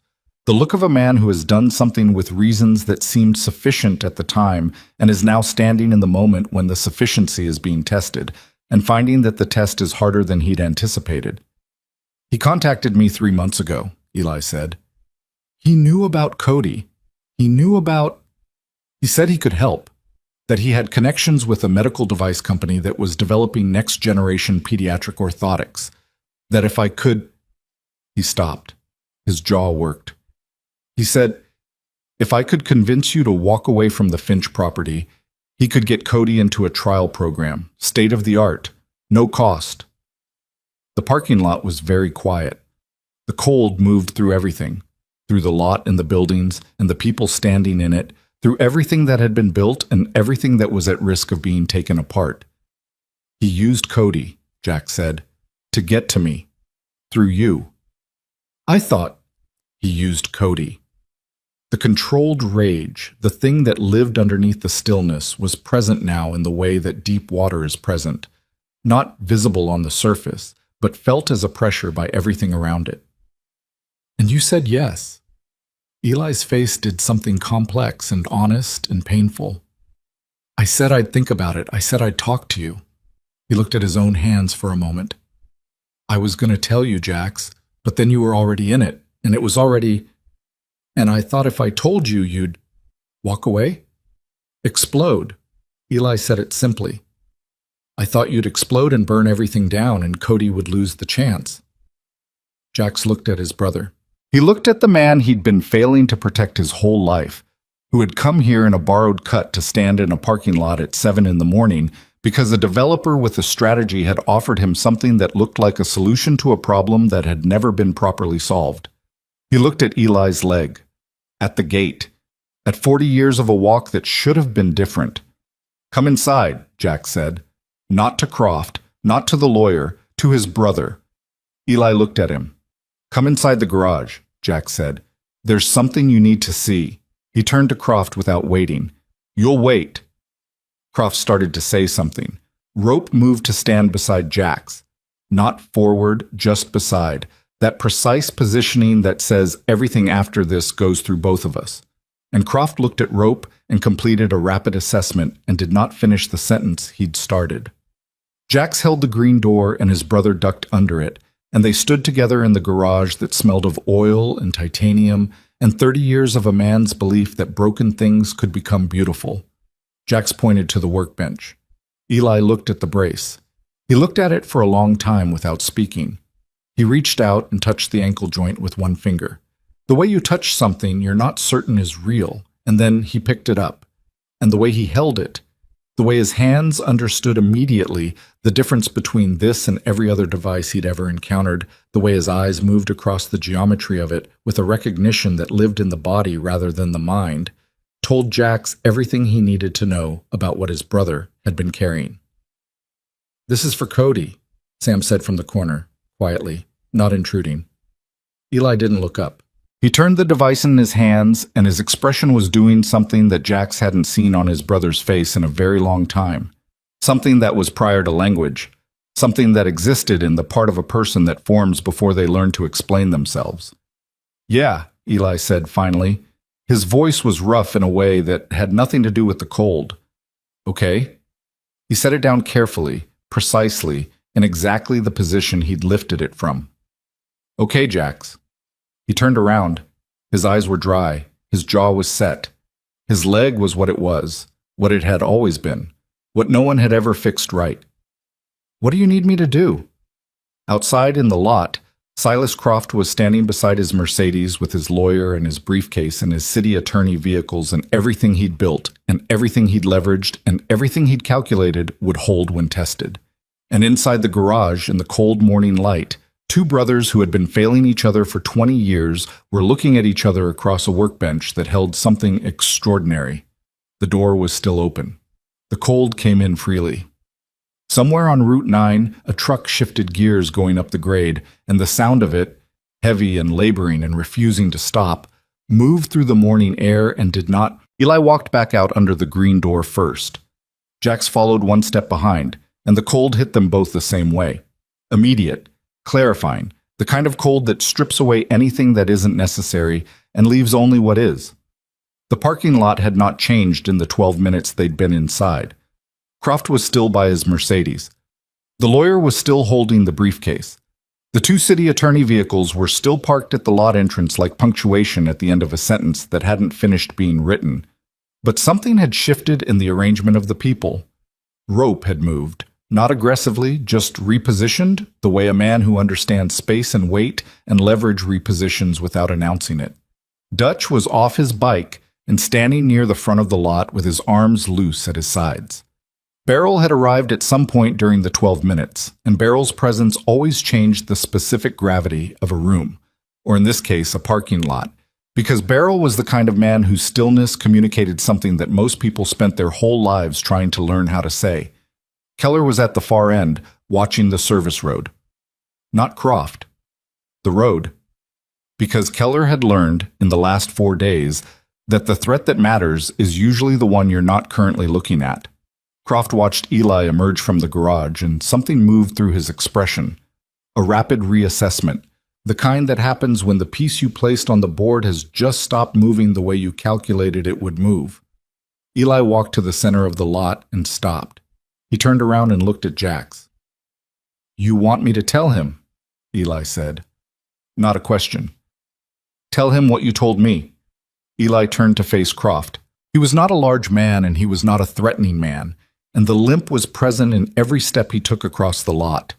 That familiar accommodation that was so deeply written into how he moved that it had become indistinguishable from who he was.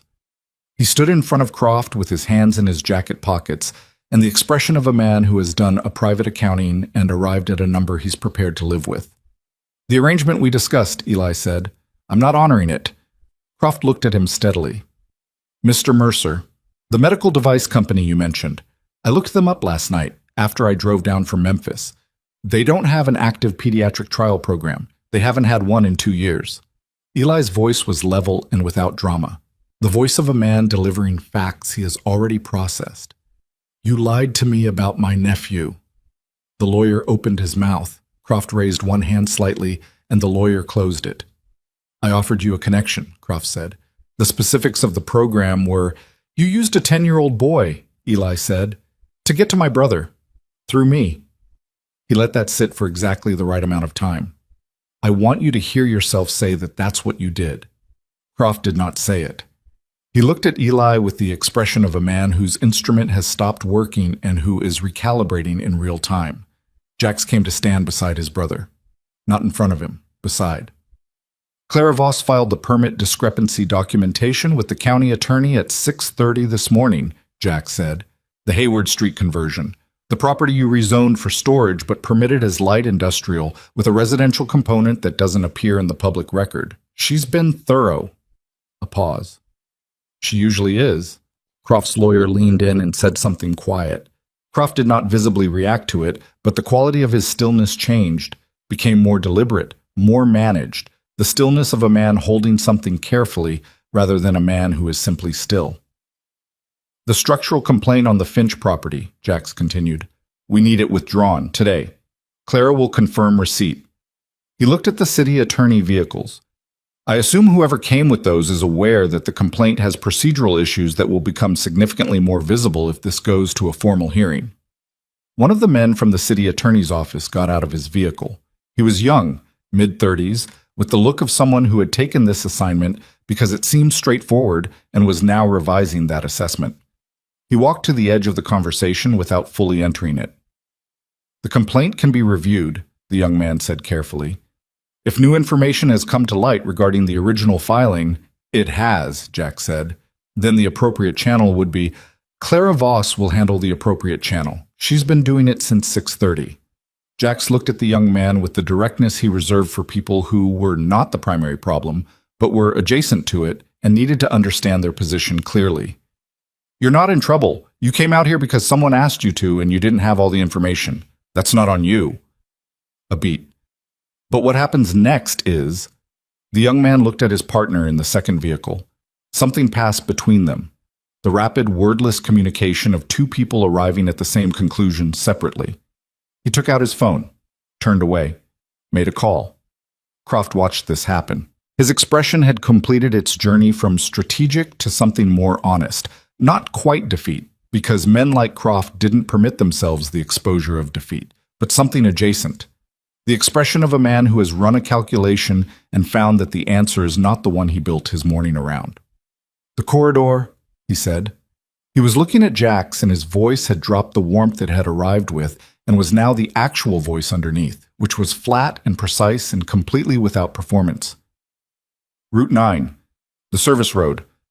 I've spent 30 months on this acquisition. I know. One building is holding up the entire... I know. Croft looked at him. You understand that this doesn't... He stopped, looked at the garage, at the green door, at the building that was one unit in a row of industrial buildings that constituted, from his perspective, a geometry of value and potential and investment return. Then he looked at Jax. What is this building to you? Jax thought about it for a moment. The honest answer, the complete answer, was long and went back further than this parking lot. It's where someone is building something my son needs, he said, and it's where a man is doing the work his father spent 30 years teaching him to do. He paused. That's enough. Croft was quiet for 5 seconds. Then he said, the complaint will be withdrawn by end of business today. He turned and got in his Mercedes, and his lawyer got in beside him, and the car moved out of the lot with the quiet efficiency of expensive machinery. The two city attorney vehicles followed after a brief conversation between their occupants that Jax did not try to hear. The lot was quiet. Rope exhaled beside Jax, a long, controlled breath, the kind that follows sustained attention. Dutch sat back down on his bike. Beryl uncrossed his arms. Eli stood in the center of the lot and looked at his brother. That's it? He said. Clara will make sure it sticks. Jax looked at him. It's not over. He'll recalculate. Find another approach or find another corridor, but Sam will have time. Time to build something real here. Time to be established enough that coming after him again costs more than it's worth. Eli nodded slowly. He looked at the garage, then back at Jax. I should have told you, he said. When Croft came to me, I should have just... Yeah. Jax's voice was not hard about it, just true. You should have. I thought I was helping Cody. I know you did. A pause between them that contained 20 years, the way certain silences do. Not empty, but densely inhabited, full of the furniture of shared history, of the things said and unsaid, the failures and the distances and the stubborn fact of blood which persists through all of it. Come inside, Jax said again.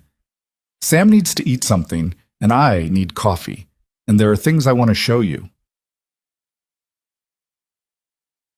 Sam made coffee on the hot plate he kept on the shelf above the second workbench, the one that wasn't the primary work surface, the one that had a coffee ring on it from a mug that had been set in the same spot so many times the ring had become permanent, a small domestic fossil of daily ritual.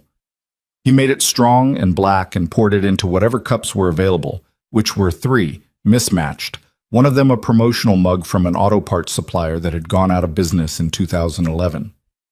Eli sat on the stool near the workbench and held his cup and looked at the brace. He'd looked at it 3 times now.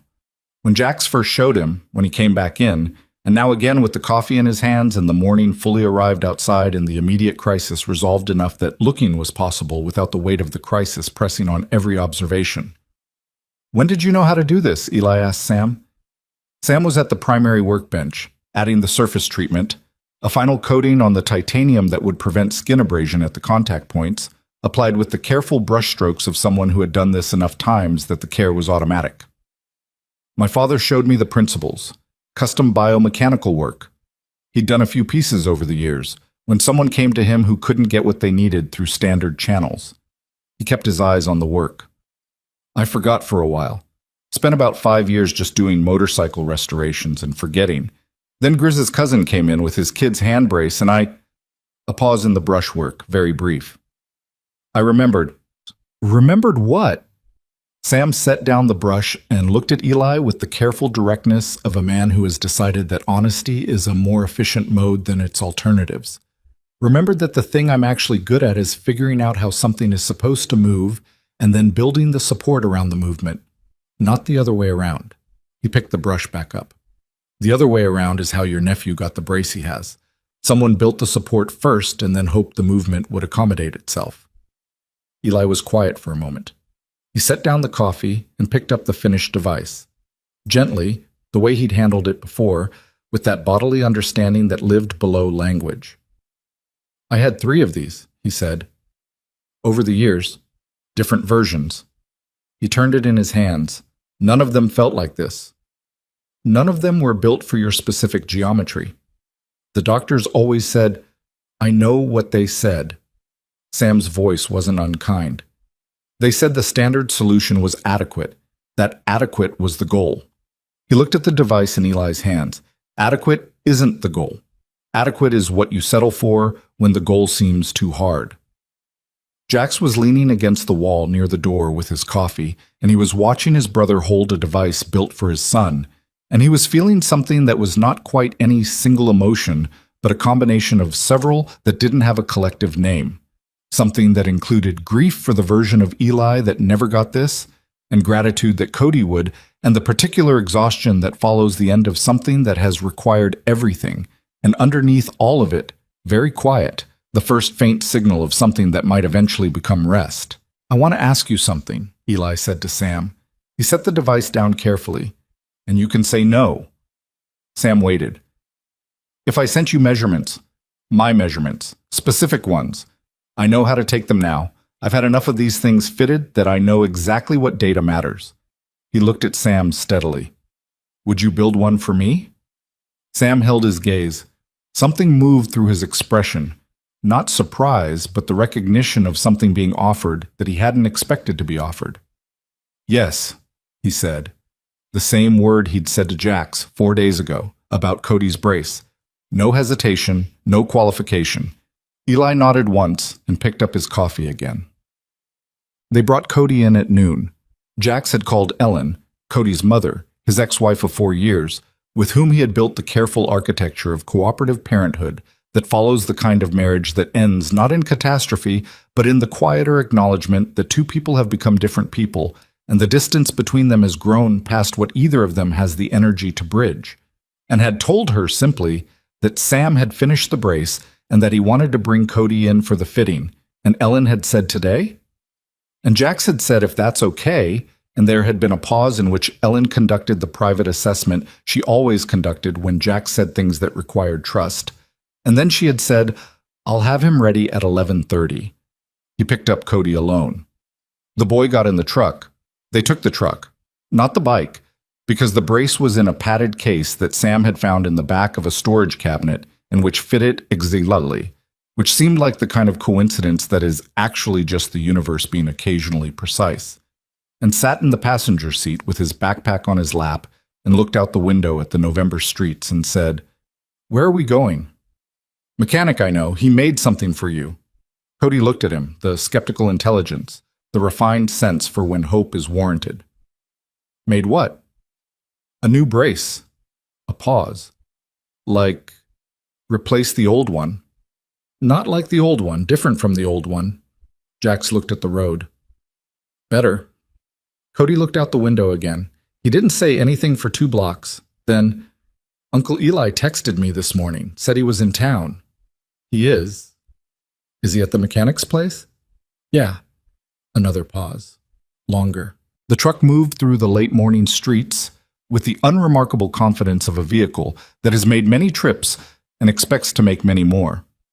Outside, the November light was doing something generous with the angles, hitting the older buildings on Meridian Road in a way that made them look, briefly, like something worth preserving. Dad. Cody's voice had a different quality than it usually had. Younger, somehow, less accommodated. Is it going to help? Actually help. Not just the way the last one was supposed to help. Jax pulled into the Meridian lot and stopped the engine and sat for a moment in the quiet of the cab. He looked at his son, at the 10-year-old face that carried, in its architecture, traces of his own face, and Eli's face, and their mother's face, and the faces of people going back further than any of them could name. Yeah, he said, it's going to actually help. Cody looked at him for a long moment with those eyes that had learned not to expect too much. Then he opened the truck door and climbed out. The green door was fully open for the first time. Sam had raised it all the way that morning, and the garage was open to the November light in a way that made it look different, larger, more inhabited. Eli was sitting on a stool near the workbench.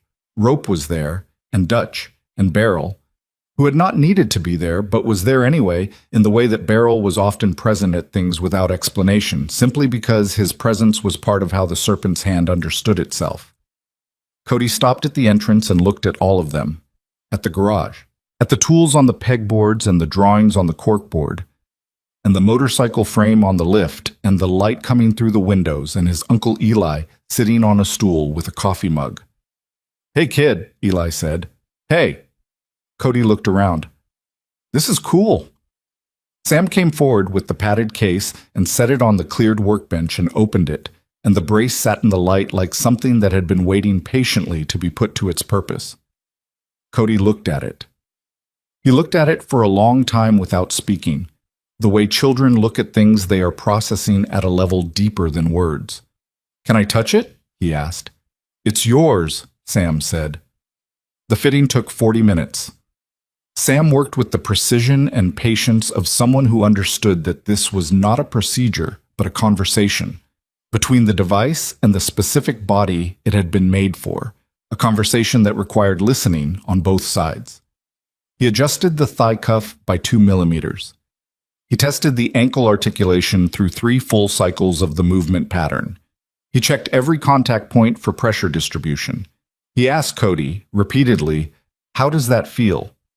And Cody answered with the careful honesty of someone who had learned, over years of fittings, that the answer mattered.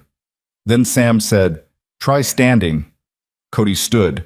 He stood the way he always stood, with the particular quality of a child managing a system that he knew from long experience would require management. The braced caution, the preemptive accommodation, his hands slightly out from his sides, not quite balance-seeking, but ready to balance-seek. Then something changed. It changed in his face first, then in his body. A micro-expression of surprise, followed by a recalibration, followed by something that was very close to wonder. He shifted his weight from foot to foot, the way you test ice, and the brace moved with him instead of against him, the ankle joint doing what Sam had designed it to do, transferring the force along the corrected pathway, working with the geometry of this specific boy's specific body for the first time in his experience of braces. Walk to the door, Sam said quietly. Cody walked to the door. He walked to the door and stood in the open space where the garage met the November light, and he turned around and walked back, and there was something different in every step. Not transformed, not miraculous, not the movie version of a recovery, but real, the real version, which was subtler and more profound. A boy walking without fighting his own equipment, a body moving with support instead of against it. He stopped in the center of the garage. He looked at his father. Jax was standing against the wall where he'd been standing for the last 40 minutes, and he was doing the thing he rarely permitted himself. The thing that was not useful and not strategic and could not be explained in terms of anything except the fact that he was a man standing in a garage watching his son walk without pain for the first time, and that the version of himself that had sat in a kitchen 20 years ago looking at a face-down photograph and not knowing how to fix what needed fixing had finally, in this moment, been handed a different answer. He didn't speak. He couldn't speak. He looked at his son and his jaw was tight, and his eyes were doing the thing that eyes do when a person has decided, privately and without announcement, that they are allowed to feel this. Cody crossed the garage and put his arms around his father's waist, and Jax put his hand on the back of his son's head. And they stood like that in the garage that smelled of titanium and coffee and 30 years of a man's work. And nobody said anything because nothing needed to be said. Eli, on his stool, looked at his own hands. Sam turned back to his workbench and began quietly organizing his tools. The papers from Clara Voss arrived by email at 2:17 p.m., confirmation that the structural complaint against the Finch property had been formally withdrawn. She attached a note that said in her typically compressed style, "Discrepancy documentation forwarded to county attorney. They'll proceed independently from here. Croft's team has retained outside counsel. Interpret that as you like. Sam Finch should file for the small business protection designation we discussed. I'll send the forms." Jax read it sitting on a bench outside the garage in the cold afternoon, while Cody walked back and forth on the concrete in the new brace with the focused absorption of a child rediscovering something. He sent Clara a response that said thank you, and she replied with a period, which was how Clara Voss expressed warmth.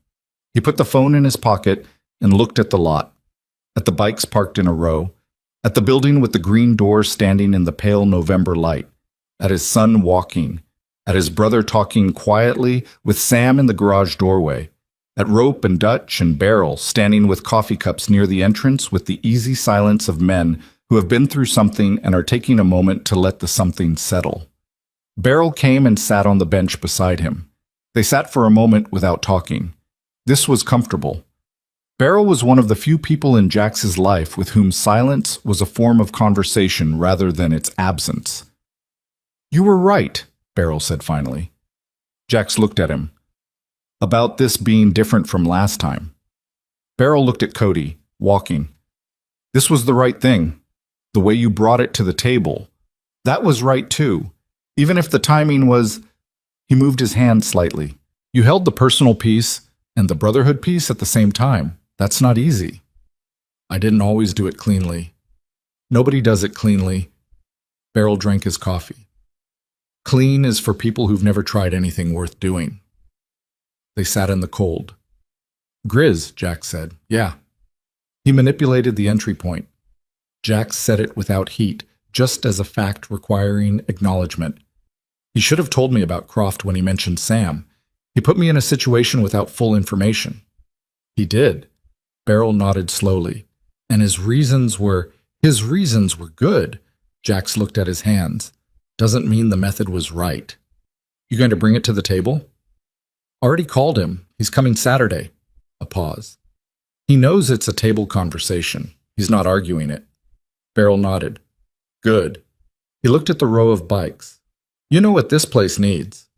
Jax looked at him. "More space." Beryl gestured at the building. "The garage next door. The welding shop that's barely hanging on.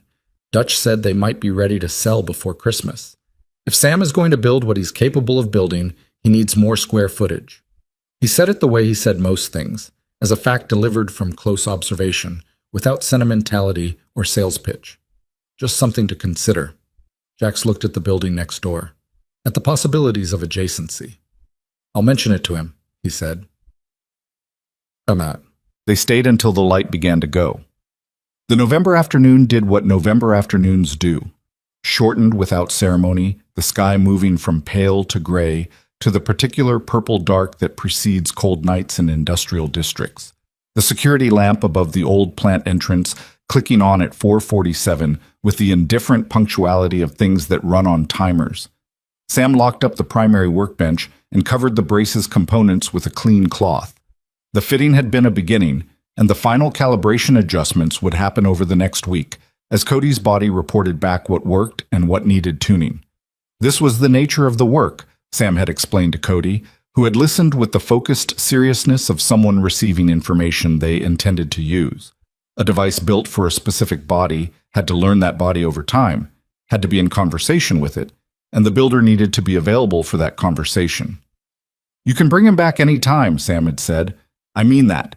Anytime something doesn't feel right, you come in. Don't wait." Cody had nodded with the gravity of a child making a commitment. Eli left at 5. He had a 6-hour drive back to Memphis, and he had a family there, and the life he'd built inside the accommodation of his leg, the life that was full and real and genuinely his, that had never stopped being valuable just because it could have been different. He shook Sam's hand at the garage door with a grip that communicated something more than departure, and Sam held the grip an extra beat and said, "I'll need 6 weeks after you send the measurements." And Eli said, "I'll send them tomorrow."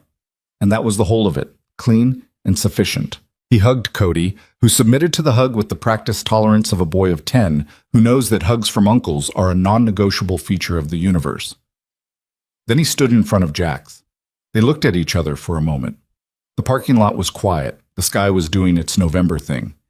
Jax opened his arms, and his brother walked into them, and they stood in the cold like that.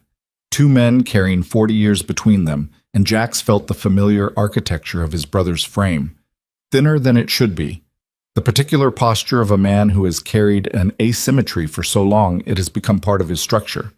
And he thought about adequacy and what it costs to accept it, and he thought about what Sam had said, that the goal was never adequate, and he thought about Memphis and holidays, and I used to run track and all the years between that sentence and this parking lot. "I'm sorry," Jack said into his brother's shoulder, "for not knowing how, when we were young." Eli was quiet for a moment. "You were 19, he said. "I was 17. Neither of us knew how. I should have—" "Jax." Eli pulled back and looked at him. "You built something to fight with. You said that this morning. That's what you did." He looked at the garage, at the green door. "This is what you built it for." A pause. "Cody's going to run." The words landed somewhere deep. "Yeah," Jack said. Eli nodded once, got in his car, drove away.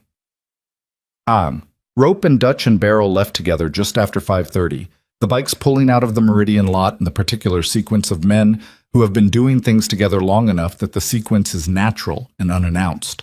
Rope first, then Dutch, then Barrel, the sound of the Harleys filling the service road, and then diminishing as they reached Route 9 and opened up and became a sound rather than a presence, receding toward the highway and the ordinary evening.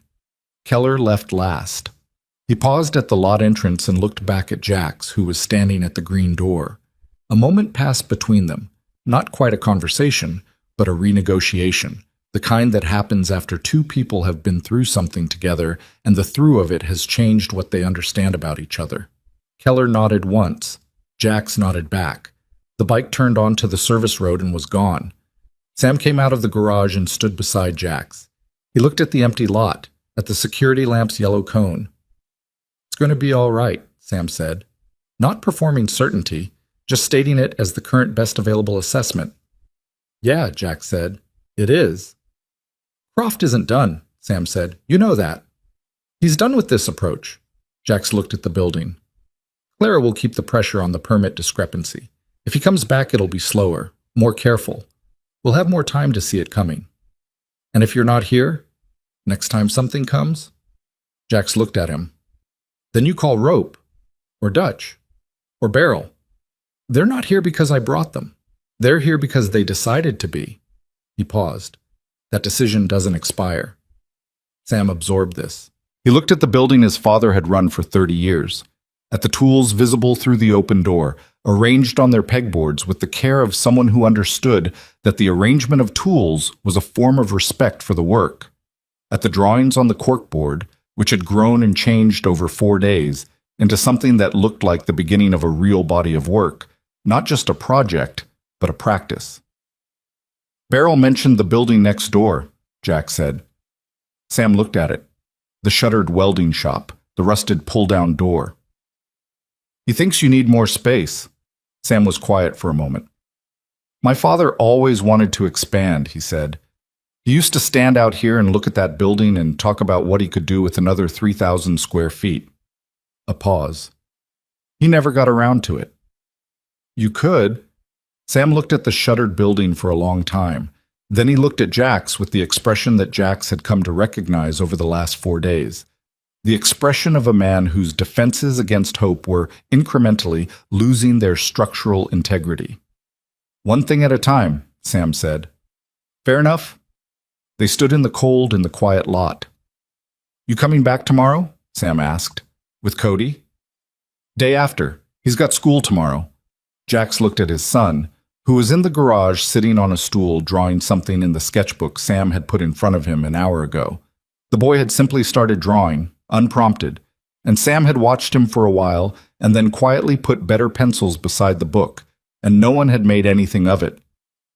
He likes it here. He's got an eye, Sam said.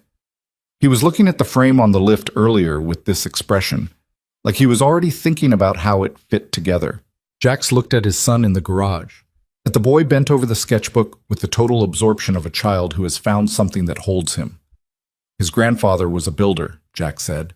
My dad worked construction for 30 years, hands like shovels. He paused. Never got to meet Cody. Sam didn't offer anything in response to this, and the absence of a response was exactly right. Not dismissal, but the recognition that some things are complete in themselves and don't require addition. Come in when you're ready, Sam said. He went back inside the garage.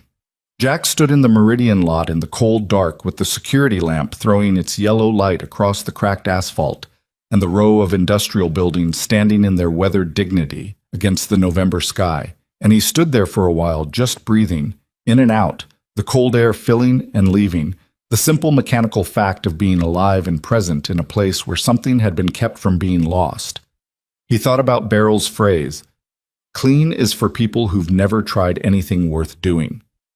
He thought about Sam's phrase, "You start with the movement. You build the support around the movement." He thought about his father's hands like shovels, and Eli saying, "I used to run track," and Cody not looking around when he fell, and the 42 kids who walked past, and the 17 calls to the insurance coordinator, and Clara Voss's midnight emails, and Rope at 2 in the morning with a thermos of coffee, and the green door standing open in the November light. He went inside. Cody looked up from the sketchbook. Ready? Jax looked at his son. At the boy sitting on a stool in a mechanic's garage in the Meridian Industrial Park, with a sketchbook full of drawings and a brace on his leg that fit for the first time. A boy who had learned at 10 years old not to expect help, and who was, in this moment, in a place where help had happened anyway, quietly and completely, and without requiring him to be grateful in any particular way. Not quite, Jack said. Show me what you drew. Cody tilted the sketchbook toward him. It was the motorcycle frame on the lift. Rough, the proportions not quite right, the wheels a bit too large, but the essential gesture of it accurate. The sense of the thing as a structure meant to move captured in the unself-conscious lines of a 10-year-old's hand. That's good, Jack said. Cody looked at it. Sam said I could come back and draw more.